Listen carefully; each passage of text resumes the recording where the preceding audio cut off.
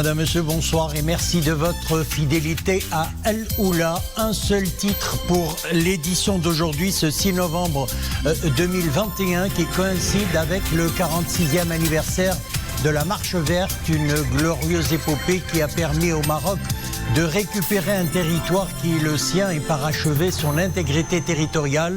Conforté par la justesse de sa cause nationale sacrée, le Maroc s'est résolument engagé à poursuivre la dynamique de développement dans ses provinces du Sud, soutenu par le nouveau modèle de développement lancé par Sa Majesté le Roi en 2015.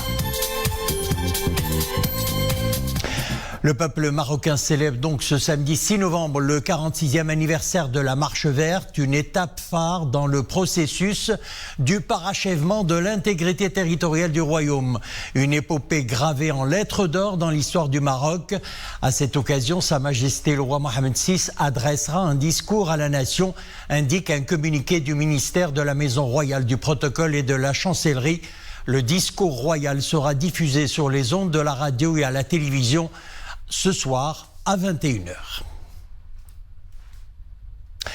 À l'occasion de la célébration de cette page de notre histoire, nos équipes se sont déplacées au cœur de nos provinces du Sud, à Laayoune, où nous retrouvons pour cette édition spéciale Marche verte, Iman Ablou avec tout le staff. Iman, bonsoir.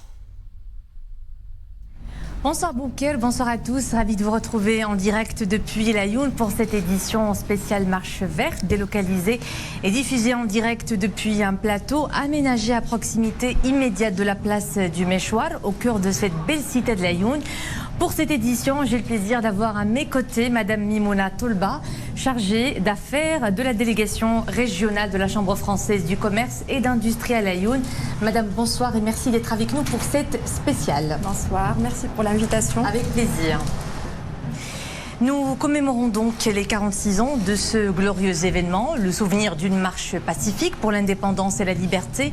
Le 6 novembre 1975, 350 000 Marocains ont marché à l'appel de feu Sa Majesté Hassan II pour libérer le Sahara marocain du joug colonial et parachever l'intégrité territoriale du royaume. Mohamed Aït El-Chguer évoque pour nous une glorieuse épopée dont le souvenir est toujours aussi vivace chez tous ceux qui l'ont vécu. Le 16 octobre 1975, la Cour internationale de justice donne un avis consultatif confirmant que le Sahara, au moment de sa colonisation, je cite, n'était pas terra nullius, un territoire sans maître. Des liens juridiques d'allégeance existaient entre le royaume du Maroc et ce territoire. Fin de citation. Conforté par cet avis consultatif de la Cour internationale de justice de La Haye, feu Sa Majesté Hassan II annonce l'organisation d'une marche de la paix et de la réunification.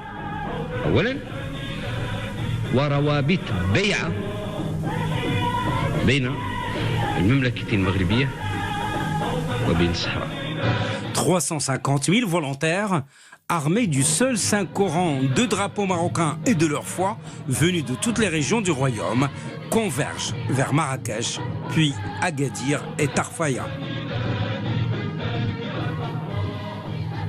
Le mercredi 5 novembre 1975. Depuis Agadir, dans un discours adressé à la nation, feu Sa Majesté Hassan II donne le feu vert pour le départ de cette marche.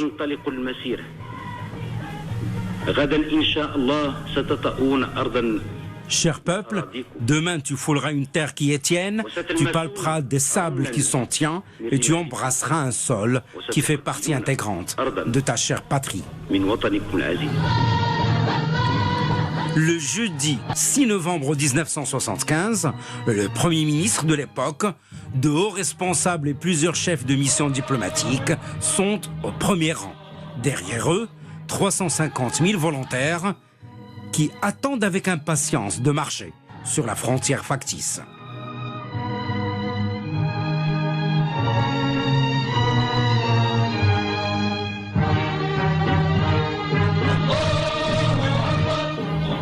Depuis Agadir, feu Sa Majesté Hassan II ordonne alors au Premier ministre d'entamer la marche. Les marcheurs atteindront la frontière factice aux environs de 10h30. 3 minutes plus tard, À 10h33 exactement, le drapeau national flotte déjà dans le ciel du Sahara marocain. Tournés vers la Mecque, les marcheurs qui viennent de fouler une terre qui est la leur se prosternent en louange à Dieu.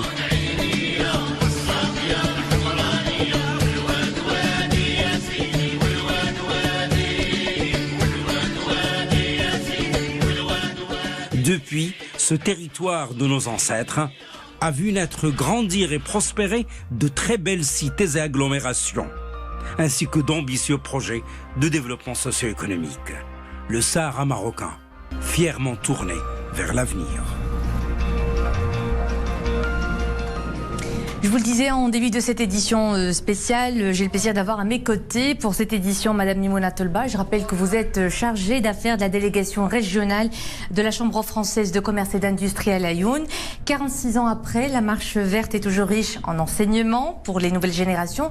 Quels souvenirs cet événement évoquons-vous et quelles leçons de l'histoire les jeunes, comme vous, peuvent en tirer aujourd'hui ?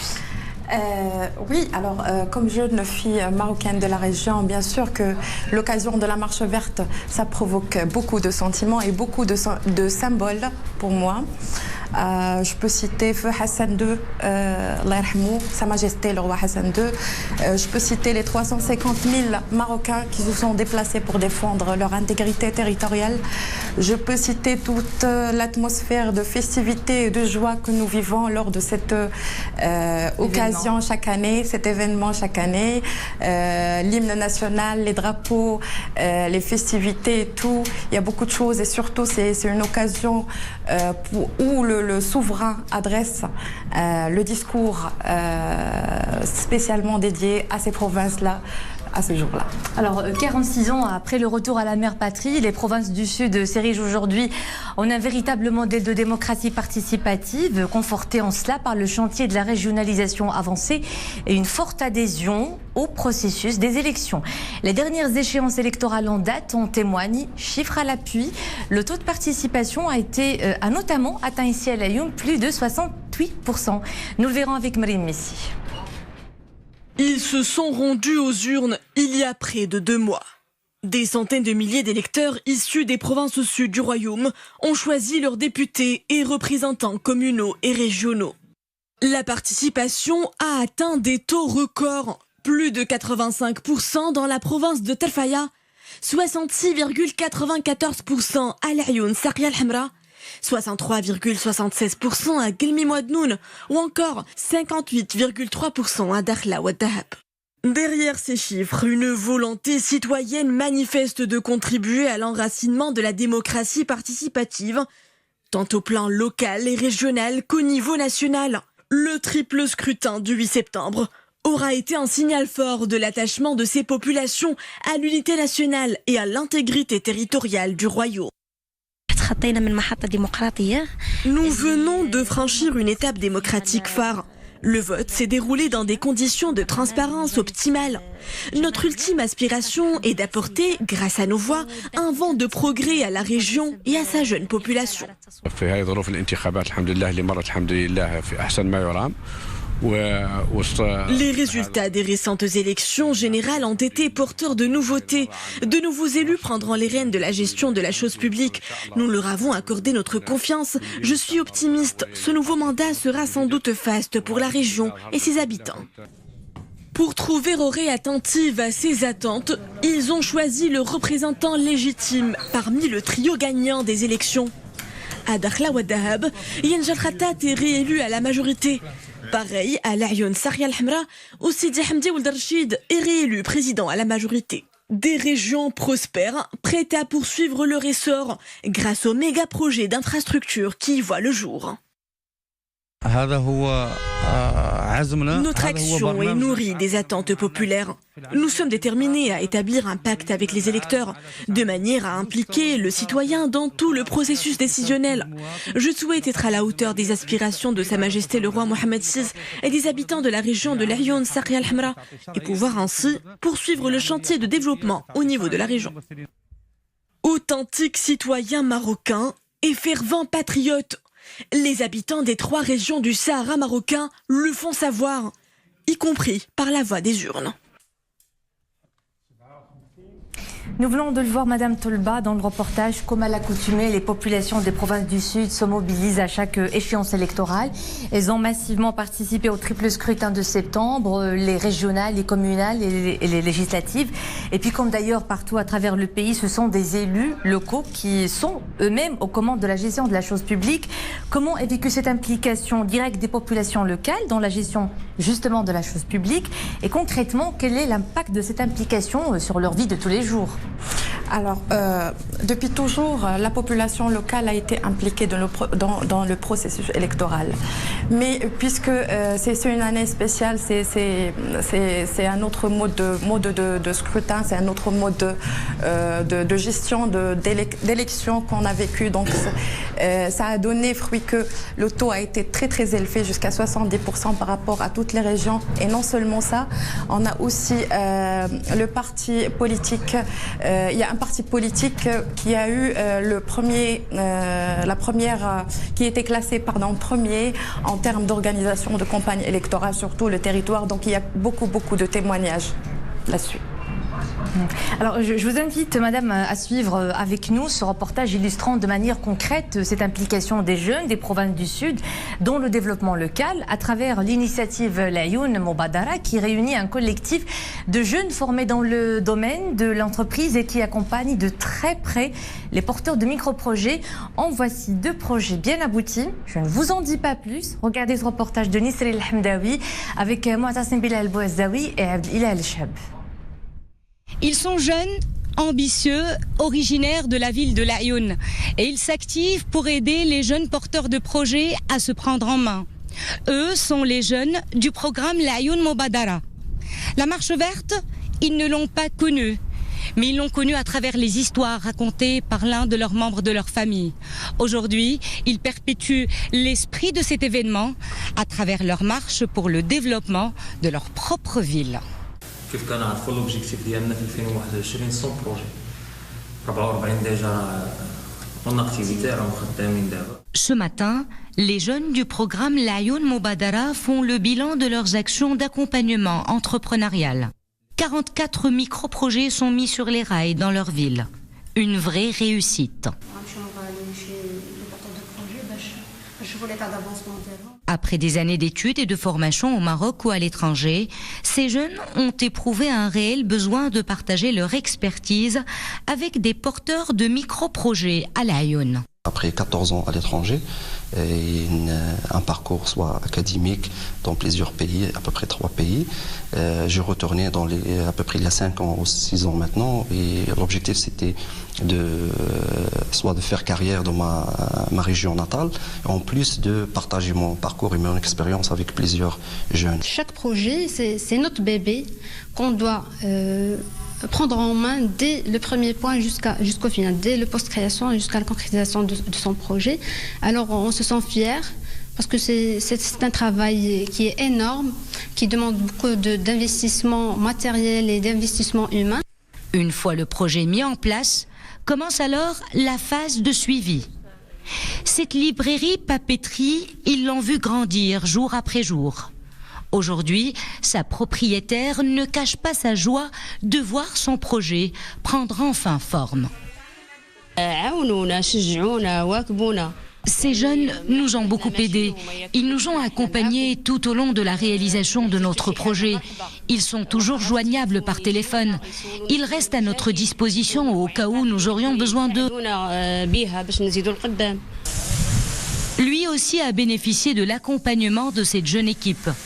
Son projet d'entreprise de lavage de voitures semble bien parti.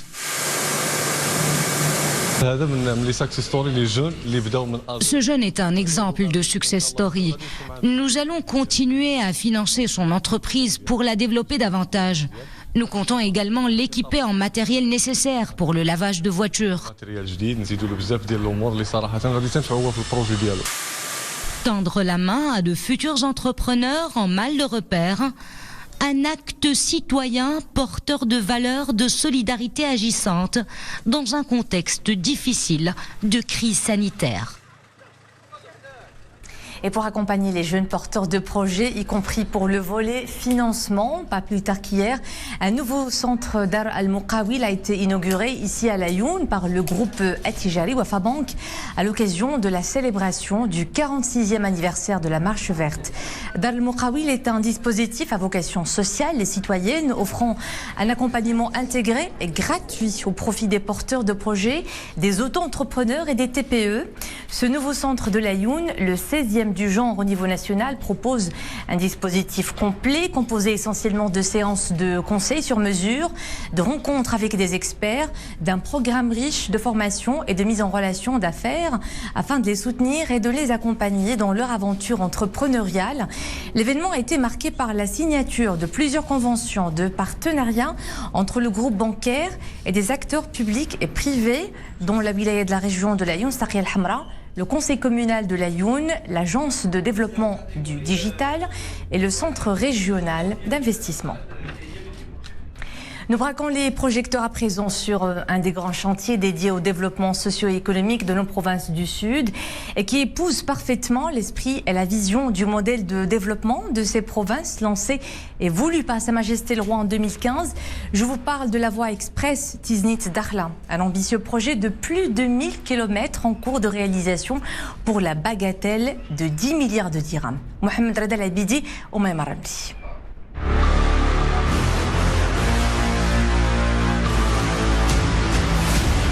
55 km, une voie express et des chantiers titanesques.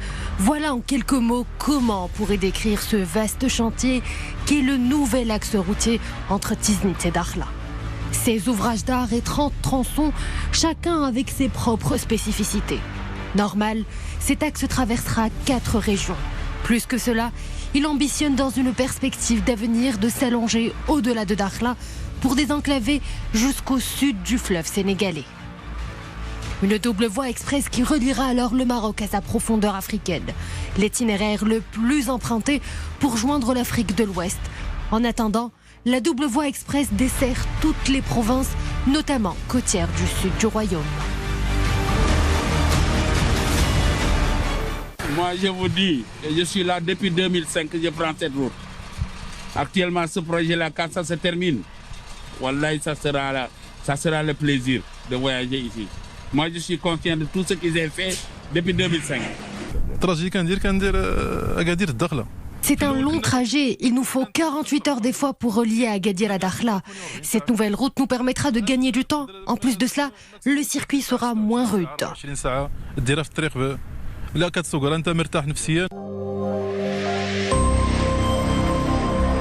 Pour faciliter la vie à ces routiers et aux habitants, c'est un travail d'arrache-pied pour ces hommes de terrain. La double voie express affiche un taux d'avancement des travaux de 67%.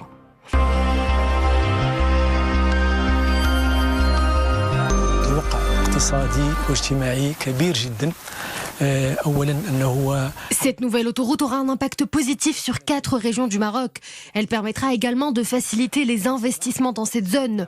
En plus, le projet a même déjà contribué à la création de quelques 2,5 millions de journées de travail. À terme, ça sera plus de 30 000 journées de travail qui seront assurées par les chantiers du projet. Des travaux d'élargissement et de mise à niveau.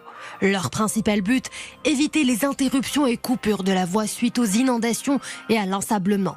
Phénomène très fréquent dans les axes Smara-Tantan et Smara-Laayoune. محور سمارة طنطان على طول 103 كيلومتر. النسبة ديال تقدم الأشغال فيها 100%. Pour l'axe reliant Smara à Tantan et qui s'étend sur 103 km, les travaux sont déjà achevés et la signalisation est également mise en place. Cela a nécessité un budget de 50 millions de dirhams. Pour le deuxième axe Smara-Laayoune, le taux d'avancement des travaux a atteint 85% sur les 113 km. Tous ces projets seront livrés à la fin de l'année. Un méga projet. Il voit le jour dans le cadre du modèle de développement pour les provinces sud lancé par Sa Majesté le Roi Mohammed VI en 2015. Avec cette nouvelle voie transsaharienne, c'est toute la connexion aux principaux centres nationaux de production et de distribution qui sera améliorée. Une opportunité pour le développement socio-économique En profiteront plus de 2 millions de personnes réparties sur 10 provinces.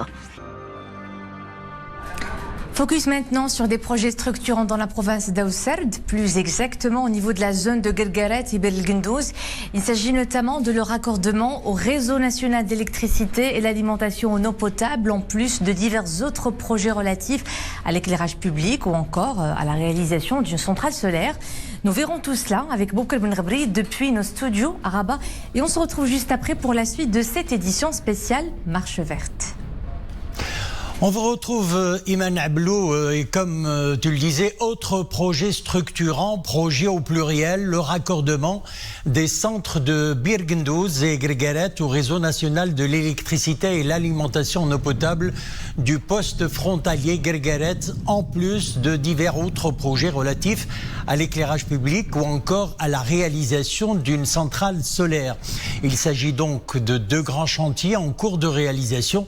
Le premier concerne l'électrification du poste frontalier Guerguerat via son raccordement au réseau électrique du centre de Bir El-Guendouz pour une enveloppe budgétaire de 77 millions de dirhams. Les travaux de réalisation ont été lancés ce matin ainsi que les travaux de raccordement des centres de Bir El-Guendouz.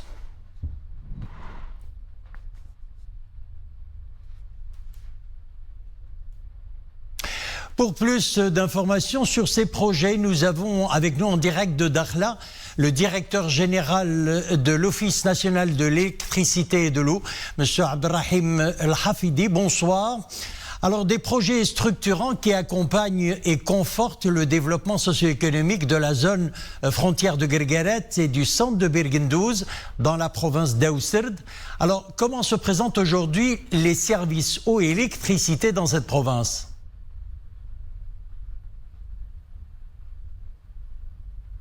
Merci beaucoup d'abord pour cette invitation. Effectivement, aujourd'hui, nous avons procédé au niveau de la province d'Aousserd au lancement d'un programme ambitieux, de programmes et de chantiers très structurants au niveau du centre de Bir El-Guendouz, du centre de Guerguerat, mais également du centre d'Aousserd. Aujourd'hui, la situation se présente aujourd'hui, qui mérite aujourd'hui, comment dirais-je, des renforcements et des améliorations au niveau de plusieurs volets. Premier volet d'abord, c'est l'amélioration et le renforcement de la capacité de production au niveau de ces centres. Si je prends le cas aujourd'hui d'Aousserd, il dispose aujourd'hui d'une capacité de production de 1 MW à travers un groupe diesel, avec une alimentation, une fourniture d'électricité qui ne dépasse pas 12 heures par 24 heures. Alors, le centre, par exemple, aujourd'hui également de Bir El-Guendouz, aujourd'hui, malgré qu'il dispose aujourd'hui d'une capacité de production de 4,4 mégawatts. Aujourd'hui, le coût de production à partir d'un groupe diesel, comme vous le savez, c'est un coût qui est trop élevé, qui nécessite d'être optimisé. Au niveau de Guerguerat, aujourd'hui, il est alimenté à partir d'un groupe électrogène. Au niveau de l'eau, par exemple, aussi également, parce qu'il est très intéressant en matière de développement économique de la région. En matière d'eau, aujourd'hui, à l'exception de Bir El-Guendouz qui dispose d'un forage, les 2 centres, Aousserd et Guerguerat, aujourd'hui, sont alimentés à partir de camions-citernes. Alors, pour relever toutes ces contraintes, pour l'Office national de l'électricité et de l'eau potable, il a mobilisé un budget d'investissement d'environ 300 millions de dirhams, dont 200 millions de dirhams pour la partie électricité. Quels sont ces projets aujourd'hui au niveau par exemple, le centre aujourd'hui de Guerguerat?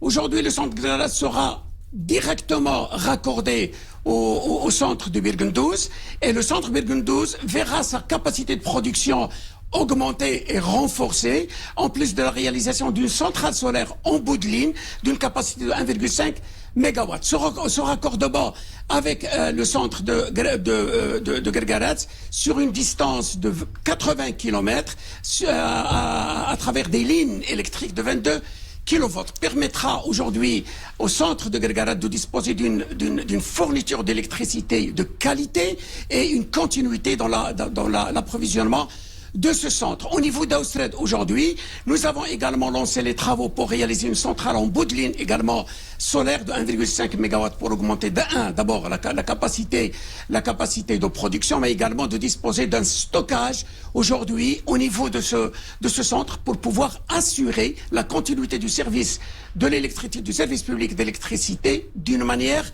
continue. Au niveau de l'eau potable également. Oui. Aujourd'hui, nous avons donné le coup d'envoi aux travaux de réalisation d'une centrale de dessalement de mer au niveau de Guerguerat, une centrale qui va permettre de produire à environ 430 mètres cubes jour à travers des forages au niveau de la côte de Guerguerat, ce qui permettra d'assurer une sécurité d'approvisionnement en eau potable du centre de Guerguerat. Au niveau également de Birgendouz, nous avons lancé les travaux pour réaliser une plante,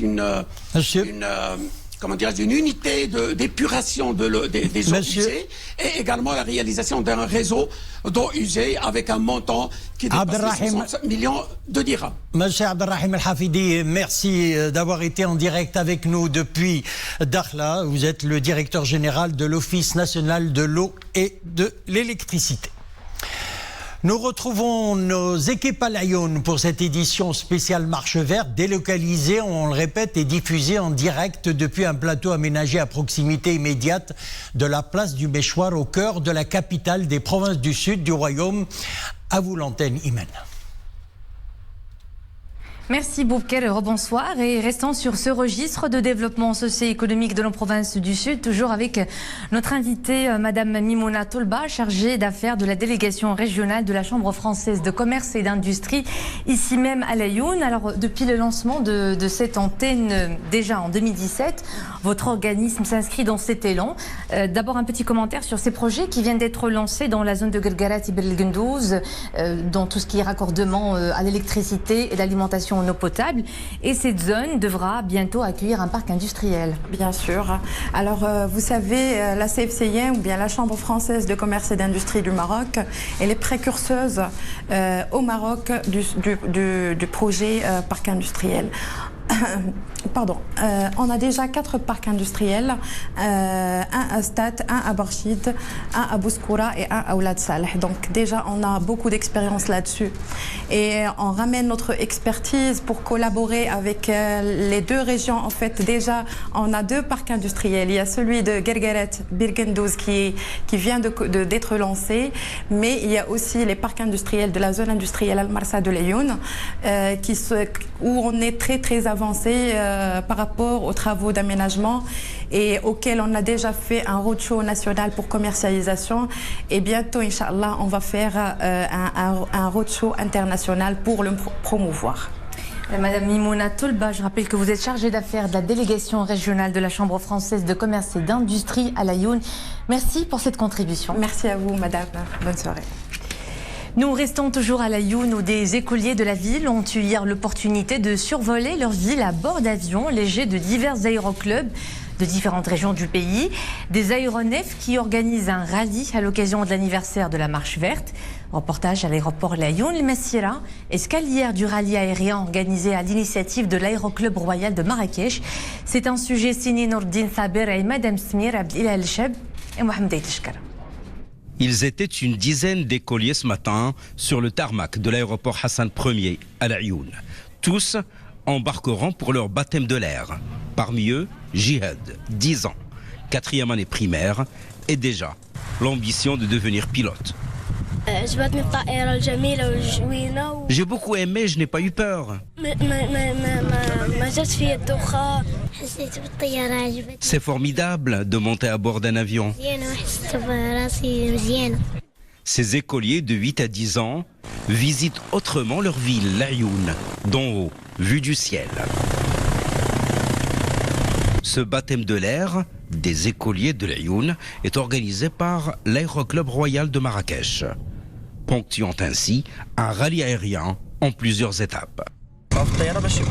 Ils ont bénéficié de cette opportunité de voir la ville d'en haut et de surmonter la peur de l'altitude. Nous avons décidé d'organiser ce rallye à travers les provinces du Sahara marocain. Premièrement, pour rendre visite à nos frères sahraouis. Ensuite, pour montrer à tous que notre Sahara vit dans la quiétude, la prospérité et la paix.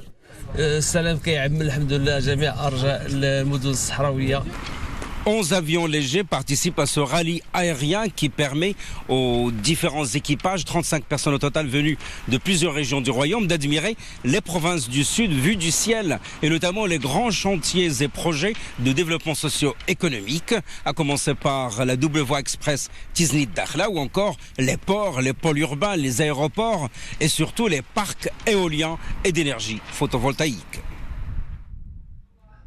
Et c'est la fin de cette édition spéciale Marche Verte en direct de l'Aïoun. Merci à vous de nous avoir suivis. Merci à toutes les équipes techniques et journalistiques qui ont contribué à sa réalisation. Je vous dis à demain avec plaisir. Retour à présent à nos studios à Rabat. C'est à vous, Boubacar.